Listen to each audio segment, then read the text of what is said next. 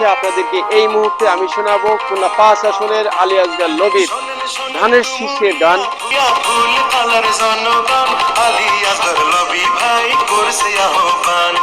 শোনেন শোনেন Dumuria full colour জনগণ, আলী আসগর লবি ভাই করছে আহ্বান, আলী আসগর লবি ভাই করছে নির্বাচন।